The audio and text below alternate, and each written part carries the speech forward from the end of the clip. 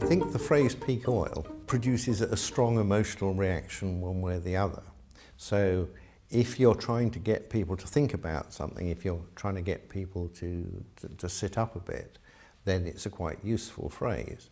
For those, if you like, who are loosely speaking on the other side, whether it's the companies or the governments, they don't like it one little bit because it has this perhaps overly clear, this sort of clarity about it, and this requirement to make decisions, and that they don't like that idea whatsoever.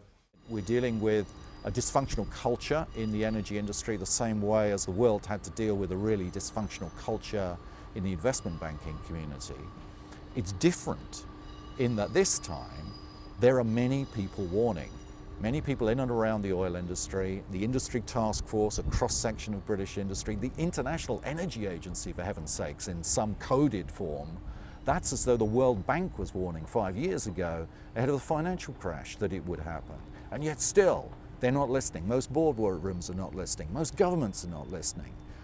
But, you know, at some point, you've got to think, hopefully, we're going to take some lessons out of the fact that we can have a culture that can wreck the world economy or risk wrecking the world economy with the financial crisis, and one which once again is risking wrecking the world economy and much else besides in the oil and gas industry. I think that people who are not expressing a concern about energy in general and oil in particular are doing that with a good intention. You know, they feel like somehow this is a reality that the public at large can't handle, that this is, you know, going to create the kind of insecurities that would be destructive. In other words, being in ignorance of these realities is better than knowing them, and that somehow they will be solved. But in reality, if you don't have a public understanding of the issues, you will never have the public support for the solutions. I wonder about why the majors aren't more forthcoming on the peak oil issue. I think there are two reasons. The main reason is that by the time you get to the CEO in a big company, he's advised by economists. Economists and engineers have totally different polarized views on this. An economist will tell you commodity prices always go down, human ingenuity defeats scarcity, and that's what the big companies are being told. We, on the other hand, we humble engineers and geologists, know it's not true. And there's a lot of debates as a result of that. So that's one thing. I also think if Exxon, for example, were to come out, it would be world-shaking and political.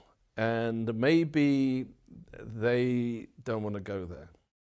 I think it's very hard to believe that there aren't worried voices behind the boardroom doors on occasions.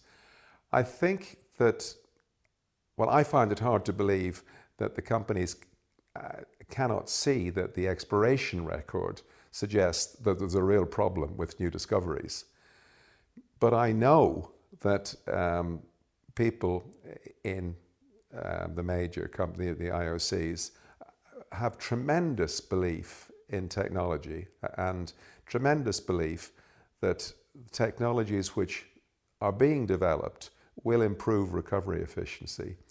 So they see, I think, a drying up of discoveries, but they see technology being able to achieve higher recovery, not just in new fields, which I would accept is certainly likely, but they also feel that these technologies, in many cases, will be can be retrofitted or retro-used in older fields.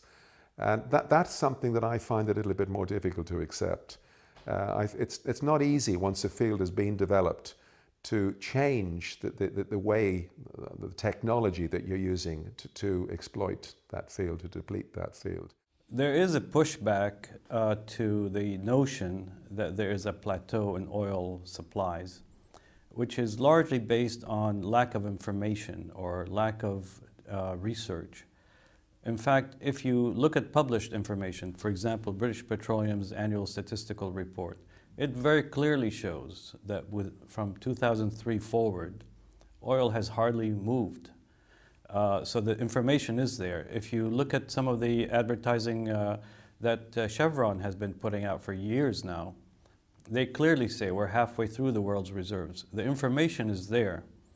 The facts are there. Oil prices did not jump fourfold, 3 or 4 times in the last 5 years for any reason other than a shortage of supply. Yes, there may have been some recent volatility in 2008, but the price trend started climbing way back, 2002, 2003. So these are realities, and the pushback is a sense that somehow the market is not able to deal with these realities, that somehow people can't cope with these realities. On the other hand, if you don't talk about them, you never will fix the situation. This is not going to get any better. It's going to get worse because you have a population growth all over the world.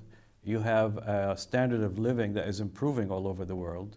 You have aspirations across the globe for better quality of life, and people want energy. So it's important to actually talk about the facts and come up with solutions rather than act as if they don't exist, these issues don't exist, and then wait for some solution to materialize out of nowhere.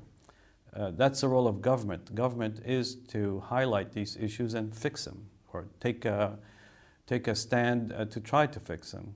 And I think the pushback is probably ill-advised.